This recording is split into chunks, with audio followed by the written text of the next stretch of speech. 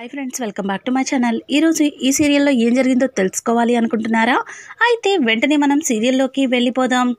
ఇక అపర్ణ అయితే అనామికకి వార్నింగ్ ఇస్తూ ఉంటే, ఇంకా అపర్ణకి తోడుగా ధాన్యలక్ష్మి కూడా అనామికని నువ్వు చేస్తుంది తప్పు అని చెప్పి, అక్క ఆ బిడ్డని డబ్బిచ్చి వదిలించుకోవాలి కానీ ఈ ఇంటి వారసత్వాన్ని ఇవ్వడానికి నువ్వు కూడా ఎలా అక్క ఇంత సైలెంట్గా ఉన్నావు? ఈరోజు అనామిక, రేపు ఎవరన్నా బయట పెట్టచ్చు. అయినా ఇంటి గుట్టు తీసుకెళ్ళి వీధిని పెట్టడానికి నీకు ఎవరిచ్చారు ఈ హక్కు? అయినా ఈ ఇంటి కోడలిగా అడుగుపెట్టినప్పుడు ఇంటి పరువుని కాపాడాలి అని చెప్పి ఇక ధాన్యలక్ష్మి అయితే అనామికకి వార్నింగ్ ఇస్తుంది. ఒక్కసారిగా అనామిక సైలెంట్ అయిపోతుంది. ఇక అపర్ణకి కూడా షాక్ అయిపోతుంది. అపర్ణ అక్కడి నుంచి లోపలికి వెళ్ళిపోయిన తర్వాత ధాన్యలక్ష్మిని ఇంకా రుద్రాణి అయితే, ధాన్యలక్ష్మి ఏంటి నువ్వు చేసే పని? నువ్వేదో నీ కోడల్ని సపోర్ట్ చేస్తావని పిలిస్తే నువ్వేంటి ఇక్కడికొచ్చి నాకే షాక్ ఇచ్చావు అని చెప్పడంతో, చూడు రుద్రాణి, నేను నీ స్కూల్లోనే ట్యూషన్ చెప్పించుకుంటున్నాను. మరి నేనెందుకు మా అక్కకి సపోర్ట్ చేస్తాను? కానీ ఇప్పుడు నేను అలా మాట్లాడకపోతే అక్క ఇక ఆ బాబు గురించి అస్సలు ఆలోచించదు. ఆ బాబు గురించి ఆలోచించడం మొదలు పెడితే ఇక ఇంటి వారసత్వం నా కొడుక్కే వస్తుంది. అందుకే ఇలా ప్లాన్ చేశాను అని చెప్పి అక్కడి నుంచి ఇక ధాన్యలక్ష్మి వెళ్ళిపోతుంది. ఇంకా ఇక్కడ చూస్తే రుద్రాణి అయితే, ఆలోచించు, నువ్వు కళ్యాణ్కి ఎలా పట్టం కట్టాలా అని ఆలోచిస్తున్నావు. ఇక కళ్యాణ్ కూర్చుని నేను నా కొడుక్కి ఎలా లాక్కోవాలో నేను ప్లాన్ చేస్తాను అని చెప్పి ఇక రుద్రాణి అయితే తన మనసులో అనుకుంటూ లోపలికైతే వెళ్తుంది. ఇక ఇంతలో ఆఫీస్కి రాజ్ బయలుదేరుతుంటే రాజ్ని ఆగమని గట్టిగా అరుస్తుంది అపర్ణ అయితే. ఇక అపర్ణ అలా అరవడంతో రాజ్ అపర్ణ వైపు చూస్తూ, ఏమైంది మమ్మీ, నేను ఆఫీస్కి కూడా వెళ్ళకూడదా అని అనడంతో, అవును వెళ్ళకూడదు. ఇప్పుడు తీసుకొచ్చి ఒక నీ బాధ్యతని ఇంట్లో పెట్టావు. ఆ బాధ్యతని ఎవరు చూసుకుంటారు? చూసుకోవాల్సిన అవసరం ఎవరికుంది? అయినా ఈ ఇంటి వారసత్వాన్ని, ఈ ఇంటి పేరుని వద్దనుకున్నావు కదా, మరి ఈ ఇంటికి సంబంధించిన ఏది కూడా నువ్వు చెయ్యకూడదు. ఒక్కసారి చెప్తే నీకు అర్థం కాదా అని చెప్పి ఇక అపర్ణ అయితే రాజ్ మీద గట్టిగా అరుస్తుంది. ఇక అపర్ణ తీసుకున్న నిర్ణయానికి అక్కడే ఉన్న సుభాష్ అలాగే ప్రకాశం, అపర్ణ ఇంట్లో నీ ఇష్టం వచ్చినట్లు మాట్లాడు. నువ్వు ఎలా చెప్తే అందరూ అలా నడుచుకునేలా ప్రవర్తించు. కానీ ఆఫీస్ గురించి నీకు తెలీదు. అక్కడ అన్నీ కూడా రాజ్ చేతుల మీదే నడవాలి. కానీ ఇప్పుడు రాజ్ని ఆఫీస్కి వెళ్ళొద్దు అంటే అక్కడ ఆ బాధ్యతలన్నీ ఎవరు తీసుకుంటారనుకుంటున్నావు? రాజ్ లేకపోతే అసలు రాజ్యంలో రాజు లేనట్టే అని అంటుంటే, రాజు లేనప్పుడు ఒక్కొక్కసారి మంత్రే అన్నీ సమకూరుస్తాడు. అన్ని బాధ్యతల్ని తనే తీసుకుంటాడు. కళ్యాణ్ అని గట్టిగా అరవడంతో ఇక కళ్యాణ్ ముందుకి వస్తాడు. చూడు, ఈ రోజు నుంచి ఈ దుగ్గిరాల వారింటి వారసుడిగా ఆ బాధ్యతలన్నీ నువ్వే తీసుకోవాలి అని చెప్పి ఇక అపర్ణ అయితే కళ్యాణ్తో చెప్తుంది. ఒక్కసారిగా కళ్యాణ్కి అంత పెద్ద బాధ్యతల్ని అప్పచెప్పేసరికి అనామిక, ధాన్యలక్ష్మి అయితే ఉప్పొంగిపోతూ ఉంటారు. ఇక రుద్రాణి అయితే, ఇదేంటి కళ్యాణ్కి ఇంత పెద్ద పట్టం కడుతుంది వదిన, మరి నా కొడుకు వీళ్ళ కంటికి కనిపించలేదా అని చెప్పి ఇక రుద్రాణి అయితే తన మనసులో అనుకుంటూ ఉండగా, ఇంకా కళ్యాణ్ అయితే, నన్ను క్షమించండి పెద్దమ్మ, మీ మాటకి నేను ఎదురు చెప్తున్నాను. నాకు ఆఫీస్లో ఏమాత్రం కూడా తెలీదు. ఇప్పటికిప్పుడు ఆఫీస్కి వెళ్ళి అంత పెద్ద భారాన్ని నా తల మీద మోయలేను. మీరు ఆవేశంలో అన్నయ్యని ఆఫీస్కి వెళ్ళొద్దంటున్నారు. ఒక్కసారి ఆలోచించండి అని అంటుంటే, కళ్యాణ్, ఎవ్వరు కూడా పుడుతూనే నడవరు, నిదానంగా నేర్చుకుంటారు. నువ్వు కూడా అలాగే ఆఫీస్కి వెళ్ళి వర్క్ నేర్చుకో, అదే వస్తుంది. ఇంట్లో కూర్చుంటే ఏదీ రాదు. అర్థం కాలేదా అని అనడంతో వెంటనే అనామిక వచ్చి, ఏంటి కళ్యాణ్, పెద్దత్తయ్య గారు తీసుకున్న నిర్ణయానికి వ్యతిరేకంగా మాట్లాడుతున్నావు? పెద్దత్తయ్య గారు ఆఫీస్లో బిజినెస్లన్నీ కూడా మిమ్మల్ని చూసుకోమంటుంటే ఏంటి అర్థం చేసుకోకుండా ఇలా మాట్లాడుతున్నావు అత్తయ్య గారు మీరన్నా చెప్పండి అని అంటుంటే ధాన్యలక్ష్మి కూడా కళ్యాణ్ అక్క చెప్పినట్టుగా చెయ్యి అని చెప్పడంతో, చూడండి నేను ఆఫీస్కి వెళ్ళి ఆ బాధ్యతలన్నీ నా నెత్తిన వేసుకుంటే మీరు సంతోషపడతారేమో, కానీ అదంతా కూడా ఎప్పటికీ మోయలేని భారం కిందే నాకుంటుంది. నా వల్ల కాదు. పెద్దమ్మ, ఇంట్లో గొడవలు ఇంట్లోనే ఉండనివ్వండి, దాన్ని ఆఫీస్ దాకా తీసుకెళ్ళొద్దు. అన్నయ్య రాకపోతే మీడియా వాళ్ళు, అలాగే ఆఫీస్లో వాళ్ళు, క్లయింట్స్ అందరికీ అనుమానం వస్తుంది. తరువాత ఆరా తీస్తే ఇవన్నీ బయటికి వస్తాయి.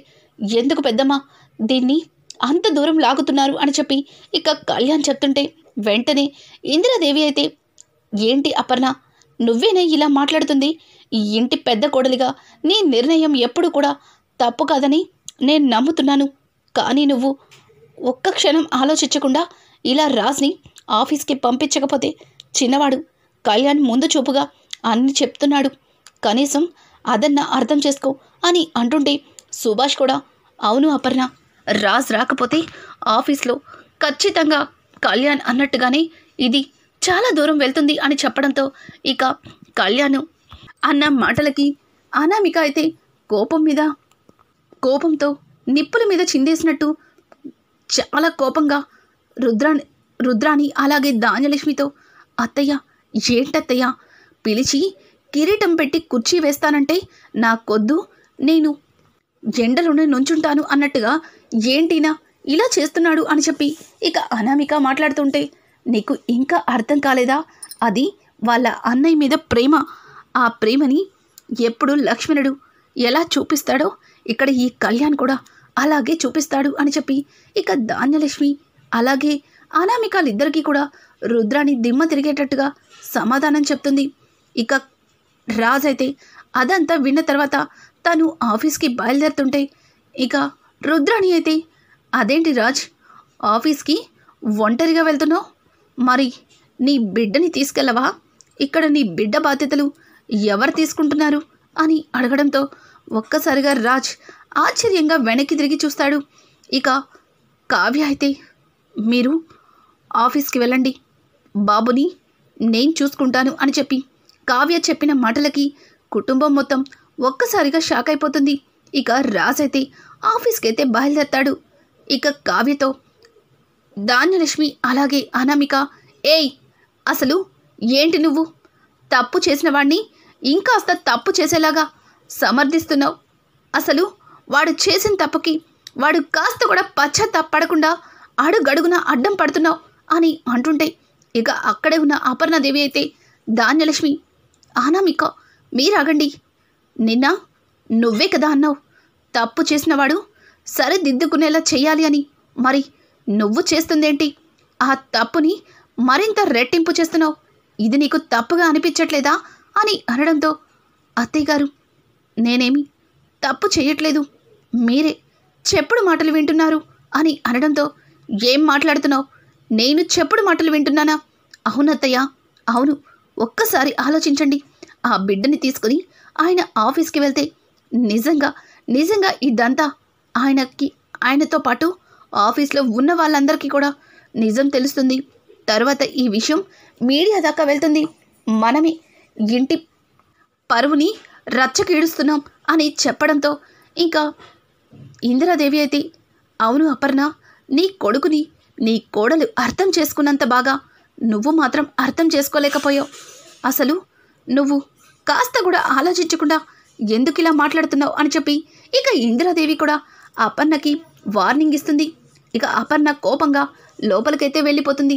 బాబుని కావ్య చాలా జాగ్రత్తగా తనకి పాలిచ్చి స్నానం చేపించి నీట్గా డ్రెస్ చేంజ్ చేసి తన సొంత కొడుకులాగా చూస్తూ ఉంటుంది.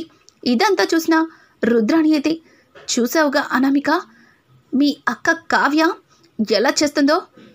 తను వాళ్ళ పుట్టింటికి వెళ్తే అక్కడ తినడానికి తాగడానికి గంజి నీళ్ళు తప్ప ఇంకేమీ ఉండవు. అందుకే ఇక్కడ పంచభక్ష పరమన్నాలతో సంతోషంగా తింటూ ఎంజాయ్ చేయొచ్చని ఈ ఇల్లు వదిలి వెళ్ళటం లేదు. కనీసం తన కన్న కొడుకు కాకపోయినా సరే, చూసావుగా కన్న కొడుకు కంటే ఎక్కువగా ఆ బిడ్డని ఎలా లాలించి పాలిస్తుందో అని అనడంతో, అవునా ఆంటీ, అవును, ఛీ, మరి బస్తీ నుంచి వచ్చిన వాళ్ళు ఇంత చీప్గా ఉంటారని అస్సలు ఊహించలేదు అని చెప్పి ఇక అనామిక అయితే కావ్య గురించి చాలా చులకనగా మాట్లాడుతుంది. అప్పుడే అట్నుంచి ఇందిరాదేవి వచ్చి, ఏయ్ ఏం మాట్లాడుతున్నావు? మాట్లాడితే రిచ్ ఫ్యామిలీ నుంచి వచ్చానని నువ్వు కనీసం ఒక్క క్వాలిటీ అయినా నీలో రిచ్గా ఉందా? కనీసం బస్తీ నుంచి వచ్చిన కావ్య దగ్గర ఉన్న బుద్ధి జ్ఞానం కూడా నీ దగ్గర లేదు. ఇష్టం వచ్చినట్లు మాట్లాడుతున్నావు.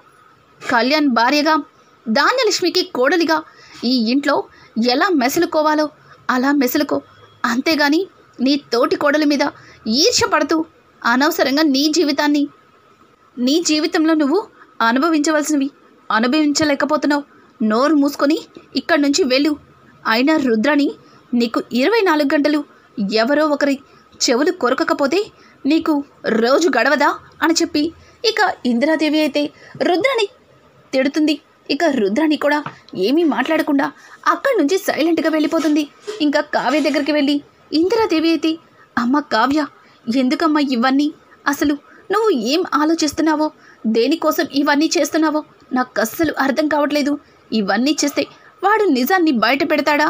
అసలు ఈ బిడ్డ ఎవరన్నది నీకు చెప్తాడా? ఎందుకు ఇంత పెద్ద ఆలోచన తీసుకున్నావు అని చెప్పడంతో, అమ్మమ్మగారు, నేను ఇవన్నీ చేస్తే ఆయన నిజం బయట పెడతారని కాదు, మా గొడవల్లో పడి ఈ పసివాడిని ఇబ్బంది పెట్టకూడదని చెప్పి ఈ నిర్ణయం తీసుకున్నాను. ఆయన మనసులో ఏముందో తెలుసుకోవాలని నేను కూడా మీకంటే ఎక్కువగానే ప్రయత్నిస్తున్నాను. చూశారుగా, ఉదయం ఈ పత్రాల మీద సంతకాలు పెట్టి నాకే ఇవ్వడానికి ప్రయత్నించారు. కానీ నేను ఊరుకుంటానా? ఈ బిడ్డ తల్లెవరో నాకు తెలిసే వరకు ఈ ఇంటిని, అలాగే ఈ ఇంట్లో వాళ్ళని ఎవ్వరిని కూడా నమ్మేదే లేదని గట్టిగా చెప్పేశాను అని చెప్పి ఇక కావ్య అయితే ఇందిరాదేవితో చెప్తుంది. ఇందిరాదేవి అయితే, ఏంటమ్మా ఇప్పుడు ఈ బిడ్డ తల్లెవరో అడిగితే వాడు చెప్తాడా? నువ్వు ఇంట్లో ఈ బిడ్డని చూసుకుంటుంటే వాడు ఆఫీస్లో వర్క్ చేసుకుంటున్నాడు. మరి ఈ బిడ్డకి తల్లి ఎక్కడుంది? అసలు ఎక్కడి నుంచని వెతికి తీసుకొస్తావు అని చెప్పడంతో, అదే అర్థం కావట్లేదు అమ్మమ్మగారు. నేను ఏం చెయ్యాలో, ఎలా చెయ్యాలో దాని గురించి ఆలోచిస్తున్నాను అని అనామిక ఆలోచిస్తుండగా అలా ఆలోచిస్తున్న కావ్యకి ఉన్నట్టుండి ఏదో గుర్తొస్తుంది. వెంటనే, అమ్మమ్మగారు, గుర్తొచ్చింది. కానీ ఇప్పుడు ఇక్కడి నుంచి వెళ్ళటం అంత సేఫ్ కాదు. ఆయన ఆఫీస్ నుంచి వచ్చిన తర్వాత ఆయన నోటితోనే నిజం చెప్పిస్తాను అని చెప్పి ఇక కావ్య అయితే అమ్మమ్మగారితో చెప్తుంది. ఏం గుర్తొచ్చింది ఆ కావ్య? అసలు ఏం నిజం చెప్పిస్తావు అని అనడంతో, లేదమ్మమ్మగారు, నేను ఆయన నోటితోనే నిజాన్ని చెప్పిస్తాను అని చెప్పి ఇక కావ్య అయితే ఇందిరాదేవితో చెప్తుంది. ఇక ఇదంతా ఇలా ఉండగా సాయంత్రం ఆఫీస్ నుంచి ఇంటికైతే వస్తాడు రాజ్. తన బిడ్డ గురించి మర్చిపోయి ఎప్పట్లాగానే నార్మల్గా తను డ్రెస్ చేంజ్ చేసుకొని బయటికి వస్తుండగా ఒక్కసారిగా క్యారుని ఏడుపు సౌండ్ వినిపిస్తుంది. ఎవరప్ప ఏడుస్తున్నారు అని చెప్పి రాజ్ పక్కకి తిరిగి చూసేసరికి అక్కడ బాబు మంచం మీద ఏడుస్తూ రాజ్ వైపు చూస్తూ కనిపిస్తాడు. అరే నాన్న, నువ్వా ఏడుస్తున్నావు? నేను నిన్ను మర్చిపోయాన్రా, నీ గురించి గుర్తొస్తలు లేదు అని చెప్పి రాజ్ ఆ బాబుని ఎత్తుకోబోతుంటే ఇంతలో కావ్య, అదేంటి, బిడ్డ ఉన్నాడని ఇంటికి తీసుకొచ్చి కన్న కొడుకుని మర్చిపోయే తండ్రిని మిమ్మల్నే చూస్తున్నాను అని చెప్పి కావ్య అయితే రాజ్కి ఒక డైలాగ్ అయితే వేస్తుంది. ఇక రాజ్ కావ్య మాటల్ని పట్టించుకోకుండా బాబుని ఎత్తుకొని ఇక గార్డెన్లో అటు ఇటు తిరుగుతూ ఉంటాడు. ఇంతలో కళ్యాణ్ అక్కడికి వచ్చి, అన్నయ్య, ఈ బాబు నిజంగా నీ కొడుకేనా? నువ్వెందుకన్నయ్యా అబద్ధం చెప్తున్నావు అని అనడంతో, ఏంట్రా, ఏం అడగాలనుకుంటున్నా నన్ను? నువ్వు ఏం అడగాలనుకున్నా నా దగ్గర సమాధానం మాత్రం లేదు అని చెప్పడంతో, అది నాకు కూడా తెలుసులే, సమాధానం నీ దగ్గర ఉంటే నువ్వు ఇలా అందరి దగ్గర మోహం చాటేసుకొని తిరగడం దీనికి పెద్దమ్మ అడిగినప్పుడే నువ్వు సమాధానం చెప్పుండేవాడివి కదా అన్నయ్య. ఈ బాబులో కనీసం నీ పోలికలు ఒక్కటి కూడా లేవే అని చెప్పి ఇక కళ్యాణ్ అయితే రాజ్ని అడుగుతుంటే అప్పుడే కావ్య కాఫీ తీసుకుని, అవును కవి గారు, ఈ బాబులో అసలు మీ అన్నయ్య పోలికలు ఒక్కటి కూడా లేవు, అన్నీ వాళ్ళ అమ్మ పోలికలే అనుకుంటా. ఇంతకీ వాళ్ళమ్మ ఎలా ఉంటుంది? బాబులానే ఉంటుందా? ఏమండి, మీకు ఈ బాబు వాళ్ళ అమ్మ ఫోటో మీ ఫోన్లో ఉంటుంది కదా, ఒక్కసారి చూపించచ్చు కదా, మేం కూడా ఆ ఫోటో చూసి తరిస్తాము అని చెప్పి ఇక కావ్య అనడంతో రాజ్ ఏమీ మాట్లాడకుండా సైలెంట్గా అక్కడి నుంచి వెళ్ళిపోతాడు. ఇంకా కళ్యాణ్ అయితే ఏంటొదినా, అన్నయ్య నుంచి నిజాన్ని రాబట్టాలంటే కాస్త కష్టమే అని చెప్పడంతో ఎంత కష్టమైనా సరే ఆ నిజాన్ని తెలుసుకునే తీరుతాను అని చెప్పి ఇక కావ్య కళ్యాణ్తో అంటూ లోపలికి వెళ్తుంది. ఇక భోజనాలకి అందరూ కూడా డైనింగ్ టేబుల్ దగ్గర కూర్చుని భోజనం చేస్తూ ఇంకా వాళ్ళకి నచ్చినవి వడ్డించుకుంటూ ఉంటారు. ఇంతలో అక్కడికి రాజ్ వచ్చి ఆ డైనింగ్ టేబుల్ దగ్గర ఎప్పట్లానే తన ప్లేస్లో కూర్చోవడంతో ఇక రాజ్ని చూసిన అపర్ణ డైనింగ్ టేబుల్ మీద నుంచి లేచి అక్కడి నుంచి వెళ్ళిపోబోతుంది. అలా వెళ్ళిపోతున్న అపర్ణ చెయ్యి పట్టుకుని ఆగు మమ్మీ, భోంచేసి వెళ్ళు అని చెప్పడంతో నేను భోజనం చెయ్యను, నాకు ఆకలిగా లేదు, కొంతమందిని చూసిన తర్వాత ఆకలి చచ్చిపోయింది అని అనుకుంటూ అపర్ణ అయితే ఇక లేచి వెళ్ళిపోబోతుంది. ఆగు మమ్మీ, నేనిక్కడ ఉండడం వల్ల నువ్వు భోజనం చేయడం మానేస్తావు అంటే నేనే భోజనం చేయను, నేనే ఇక్కడి నుంచి వెళ్ళిపోతాను, మీరే సంతోషంగా భోజనం చెయ్యండి అని చెప్పి ఇక అక్కడి నుంచి ఇక రాజ్ అయితే తన గదిలోకి వెళ్ళిపోతాడు. రాజ్ అలా వెళ్ళిపోతుంటే కావ్య చాలా బాధపడుతుంది. అలాగే ఇంద్రదేవి అయితే అపర్ణ ఏంటిది, నువ్వేం చేస్తున్నావో అర్థమవుతుందా అని అనడంతో చూడండి అత్తయ్య, నేను ఏం చేసినా సరే ఈ కుటుంబం కోసమే చేస్తాను, దయచేసి ఇంతకు మించి నన్నేమీ అడగవద్దు, ఇప్పటికే నా గుండె ముక్కలైపోయింది అని చెప్పి ఇక అపర్ణ అయితే ఆ ప్లేట్లో చెయ్యి కడుక్కొని అక్కడి నుంచి లేచి వెళ్ళిపోతుంది. అపర్ణ కూడా వెళ్ళిపోవడంతో ఇక రుద్రాణి అయితే కొడుకు భోజనం చేయలేదని తల్లికి బాధ కలిగినట్టుంది. మన ముందు నటించిన లోపల ఉన్న ప్రేమ ఎక్కడికి పోతుంది, అందుకే భోజనం చేయలేదు వదిన అని అనుకుంటూ రుద్రాణి నవ్వుతూ నాకు మాత్రం ఆకలిస్తుంది, ఇక్కడ ఎవరు తిన్నా తినకపోయినా నేను మాత్రం కడుపు నిండా తృప్తిగా తింటాను అని చెప్పి రుద్రాణి ఇక భోజనాన్ని పెట్టుకుంటుంది.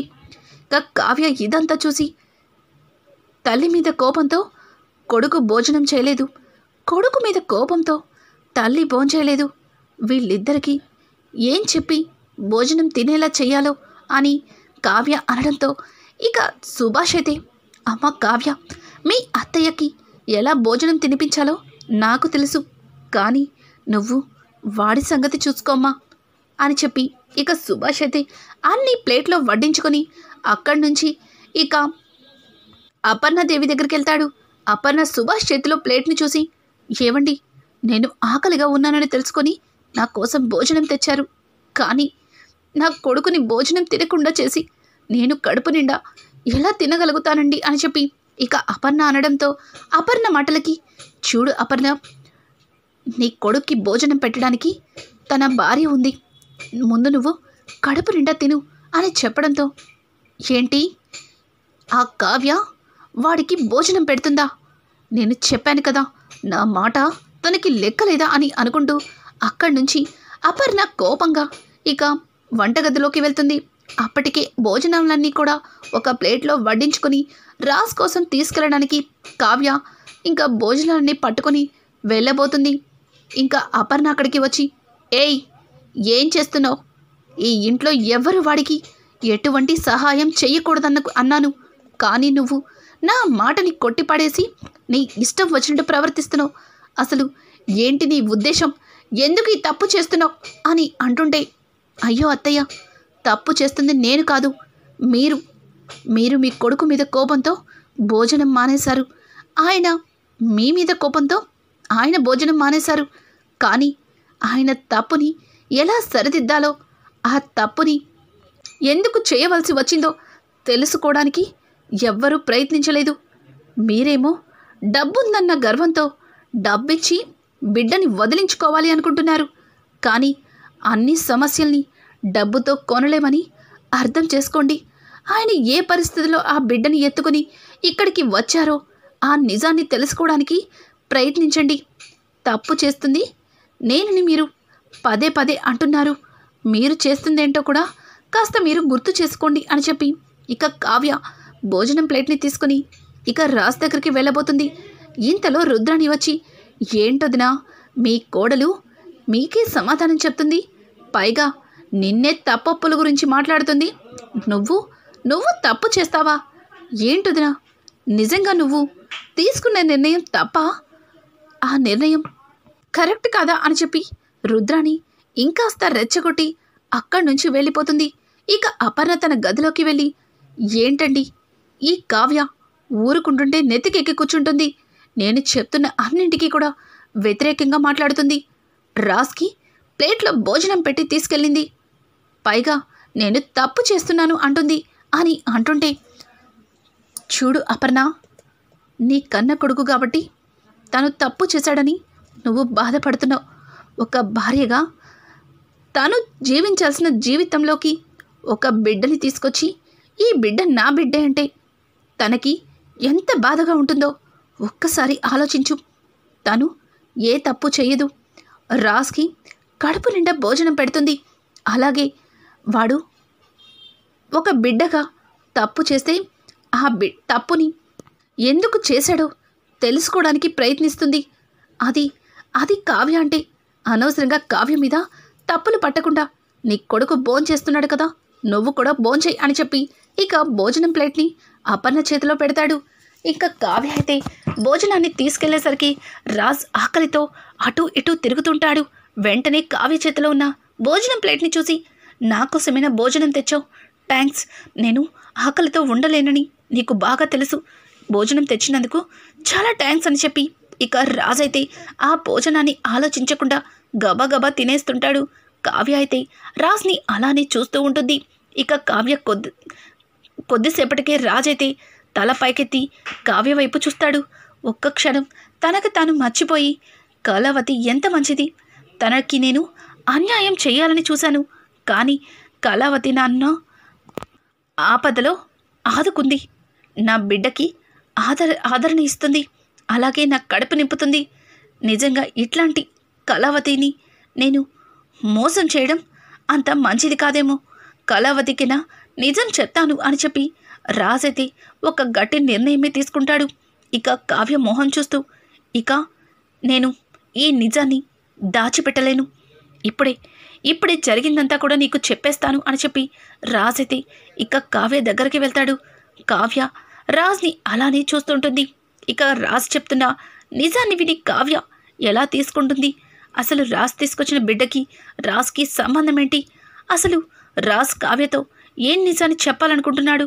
రానున్న ఎపిసోడ్స్ మరింత ఇంట్రెస్టింగ్గా మారిపోతున్నాయి. ఈ వీడియో మీకు నచ్చినట్టయితే లైక్ చేసి సబ్స్క్రైబ్ చేసుకోవడం మాత్రం మర్చిపోకండి. Thanks for watching. Hi friends, welcome back to my channel. ఈరోజు ఈ సీరియల్లో ఏం జరిగిందో తెలుసుకోవాలి అనుకుంటున్నారా? అయితే వెంటనే మనం సీరియల్లోకి వెళ్ళిపోదాం. ఇక అపర్ణ అయితే అనామికకి వార్నింగ్ ఇస్తూ